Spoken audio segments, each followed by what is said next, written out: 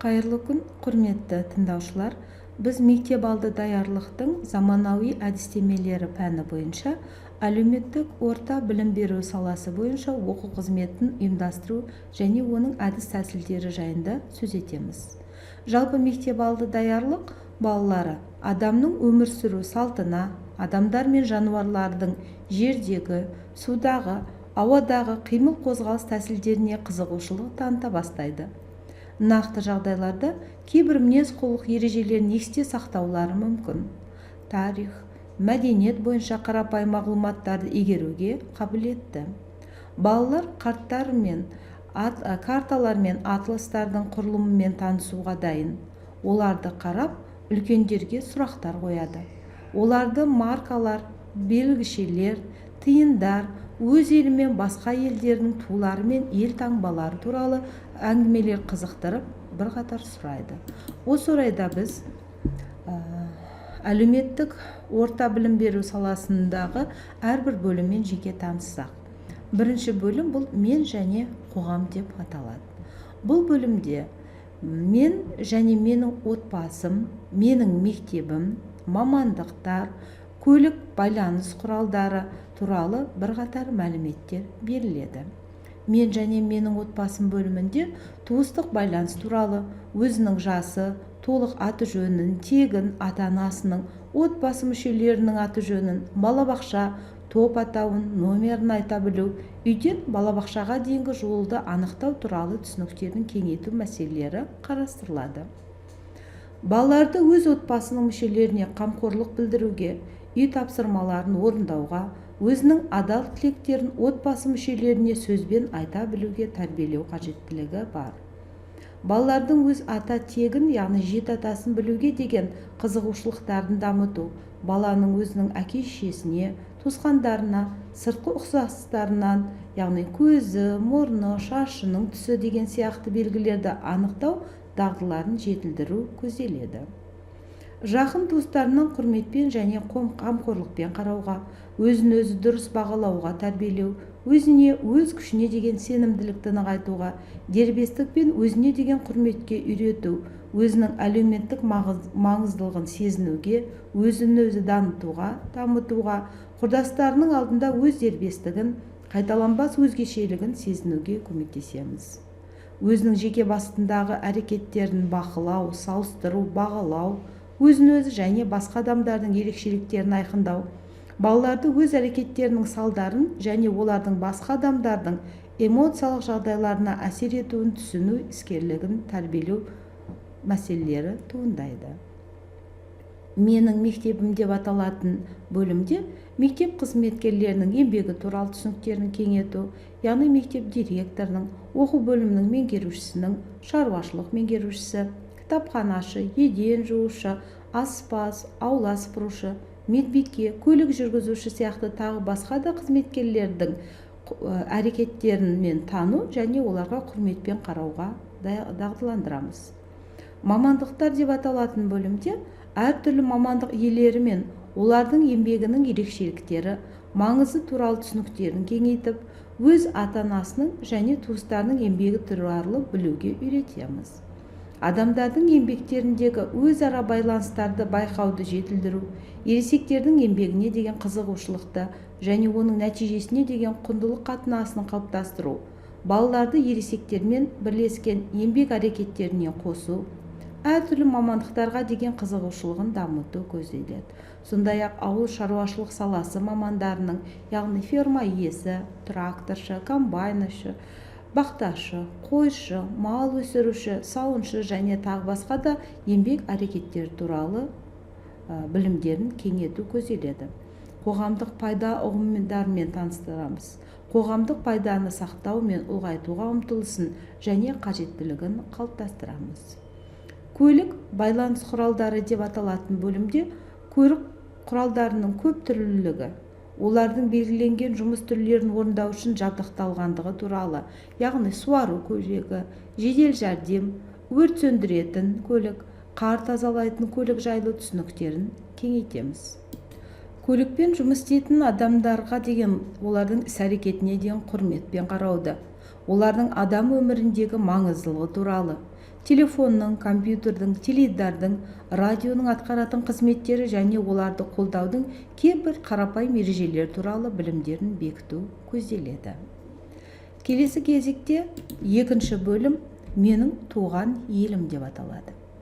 Мұндағы бөлімдер менің туған елім және ол туған ел туралы мемлекеттік және жалпы халықаралық мерекелер, Қазақстан Республикасының президенті, мемлекеттік рәміздер, олардың маңыздылығы туралы білімдерін кеңейтуге, балалардың Қазақстан Республикасы рәміздерін, ән ұрандарды орындау барысында орнынан тұрып, сол қолды жүректің тұсына қою керектігін, сондай-ақ республиканың және аймақтардың өзгешеліктерін ескере отырып, өнеркәсіптегі еңбек туралы ұғымдарын қалыптастыру көзделеді.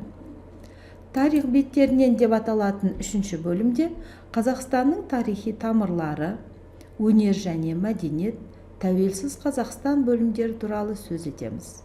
Қазақстан Республикасы үлкен көп ұлтты мемлекет, байырғы тұрғындардың және басқа ұлттардың өз мәдениеті, салт дәстүрі, табиғи байлықтары, республикамыздың жетістіктері туралы ұғымдарын кеңейтіп, ол үшін мақтаныш сезімдерін қалыптастыруға бағытталады. Қазақстанмен шекаралас мемлекеттердің атауымен, онда өмір сүретін халықтың тұрмыстық ерекшеліктерімен және мәдениеттерімен таныстыру, Қазақстан Республикасының аймағында тұратын басқа ұлт өкілдеріне құрметпен және ізгі ниетпен қарау, жалпы адамзаттық құндылық ретінде патриоттық сезімдерді өз отбасына, туған жеріне, еліне, Қазақстанда тұратын әртүрлі ұлт өкілдеріне деген махаббатты қалыптастыру көзделеді. Өнер және мәдениет деп аталатын бөлімде қазақтың ұлттық салт дәстүрімен таныстыруды жалғастырамыз. Мұнда Қазақстанда халықтардың тұрмысы, олардың тарихы, мәдениеті туралы білімдерін кеңейту, еліміздің бас қаласы Астана және оның көрікті жерлері туралы, Қазақстанның ірі қаласы Алматымен таныстыру, сондай-ақ халықтық дәстүрлерге негізделген үлкендерге және өзіне кішкентайларға құрметпен қараудың, адамгершілік мінез-құлық ережесін сақтауды, ересектермен немесе құрдастармен жанжалдасу кезінде уәделесе білуге, басқаларды тыңдап, олардың тілегін, қиындықтарын немесе қажеттіліктерін түсінуге үйрету, өзінің тілегі немесе проблемалар туралы айтуға мүмкіндік беру, жанжалды шешу тәсілін білуге табу, балаларды татуласуға үйретуге бағытталады. Өзара қатынастың құнды этикалық үлгілерін сақтай білу, балалардың тәртібіндегі қарапайым этикалық ережелерді бекіту, үлкендердің сөзін бөлмеу, орын беру, ойыншықтармен бөлісу, қоғамдық орындарда өзін мәдениетті ұстау ережелері игеріледі. Тәуелсіз Қазақстан деп аталатын бөлімде табиғи байлықтар, республикамыздың жетістіктері, өз елі үшін мақтаныш сезімі туралы түсініктерін қалыптастыру көзделеді. Қазақстан әскерінің тәуелсіздіктің алғашқы жылдарында қиындықтары, олардың өз отанын абыроймен қорғайтын туралы ұғымдарын кеңейтіп, ұлы отан соғысы жылдарында отанын қорғаған Қазақстан жауынгерлерімен таныстыру жұмыстары ұйымдастырылады. Келесі кезекте драма сабағының мазмұнына тоқталамыз. Мұнда кейіпкер айтатын ойдың мәнерлілігін қалыптастыратын жұмыс барысында баланың сөздік қоры жанданады. Сөйлеу тілінің дыбыстық мәдениеті жетіле түседі. Бұл баланың белсенді ойлауы, зейіні және елестету арқылы қабылдауды жаттығады. Қиялы дамиды, тілі жетіледі. Ойнайтын роль, әсіресе басқа кейіпкерлермен диалог жүргізу, кішкентай актерді өз ойын анық, нақты, түсінікті жеткізуге үйретеді.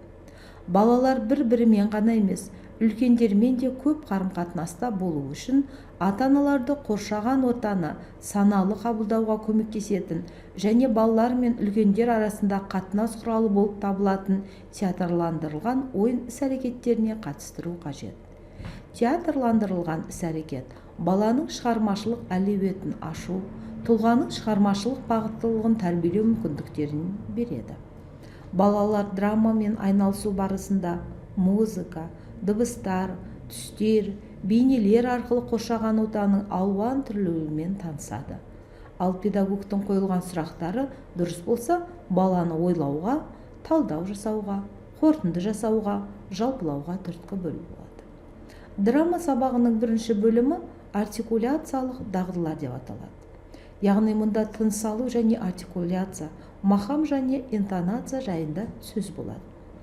Әртүрлі мәтіндерді қайталау кезінде дұрыс тыныс алуды дамыту, тынысын басқара білуге, әртүрлі жылдамдықта нақты және дұрыс айтуға, қатты, ақырын, сыбырлап, интонацияны қайталауға, әртүрлі эмоцияларды білдіру үшін түрлі дауыс үшін қолдануға үйретіледі. Сөздің дыбысталу негізі сөйлегенде дұрыс тыныс алу болып табылады. Көбінесе біздер балалардың сөздегі жалғауды, сөз тізбегін аяғын жұтып қоятындығын, толығымен айтпайтындығын байқаймыз. Мұның өзі сөйлегенде тыныс алудың жетілмеуімен, дем шығару кезінде сөз бен сөз тіркесін дыбыстай алмауымен байланысты болады. Олардың сөйлеуі демді ішке тарту кезінде болады. Сондықтан бірінші кезеңнің негізгі міндеті еркін, бір қалыпты, созылыңқы дем шығаруды жетілдіру. Ол үшін әртүрлі міндетті ойындарды қолданамыз. Үрлеуге айналған ойындар, мысалы шарлар, сабынды көпіршіктер, жел диірмені, жапырақты, мамықты, қағаздан жасалған шарды кім алысырақ үрлеп ұшырады, кімнің қайығы алысқа жүзеді деген сияқты ойын түрлері көмектеседі. Жануарлардың, құстардың дыбыстарын ұқсастыруда, мысалы бір деммен 2, 3, 4, 5 рет дыбысын кірпі сияқты айту. Дем шығару кезінде дауысты ау, оу, и дыбыстарын әндету. Бір деммен жаңылтпаштарды, мақал мәтелдерді айтқызу. Ойындар мен ойын жаттығуларында ақырын, бір қалыпты, қатты дауыстап сөйлеу білуді дамыту, яғни дауыстың негізгі қасиетін, қуатын және жоғарылығын дамытуға бағытталады. Мақам және интонация бөлімінде әртүрлі қуыршақтарды қолдана отырып, олармен ойнау тәсілдерін игере білуді дамытамыз. Өз әрекетін серіктесінің әрекетімен үйлестіре отырып, қимыл қозғалысты ырғаққа сәйкес байланыстыра білуді, дененің иілгіштігі, ымдау арқылы тірі тіршілік иелері мен заттардың бейнесін жасай білуді, импровизацияның сахналық алаңға, сахнаға үйренуді, әртүрлі ырғақта қозғалуды қалыптастырамыз. Интонациялық мәнерлеп оқу жұмыстары кезінде берілген эмоциялық жағдайды анықтауға, содан соң жеткізе білуді қалыптастыруға көңіл аудару қажет. Ол үшін алғашқы кезеңде әртүрлі эмоциялық күйді бейнеленген пиктограммаларды, эмоцияларды, әртүрлі түстермен сипаттайтын карточкаларды қолдануға болады. Мәселен, қызыл түс ашу, көк түс қуанышты білдіру деген сияқты, ақ түс ашықтықты білдіреді дегендей түрліше түстер мен қимылды үйлестіру дұрыс. Қимыл қозғалысты үйлестіру дағдысы деп аталатын екінші бөлімде ырғақты сезіну және қозғалысты үйлестіру барысында 5-6-7 жасар балалар өз қимылдарын жақсы басқаратындығы, олардың әуенмен бірлескен әрекеттері еркін, жеңіл әрі нақты болатындығын байқаймыз. Олар мәнерлі және ырғақты қимыл қозғалыстарды еркін игерген. Балалардың шығармашылық белсенділігін біртіндеп мақсатты үйрету тәсілдері музыкалық тәжірибені кеңейту, сезімді, қиялды және ойлауды белсендіру арқылы дамытады. Баланың әрекеті тыңдалған шығармаға орай музыкада шығармашылық әрекеттің бейнеленуін көрсетеді. Бұл жаста музыкадан туындаған эмоциялар нақты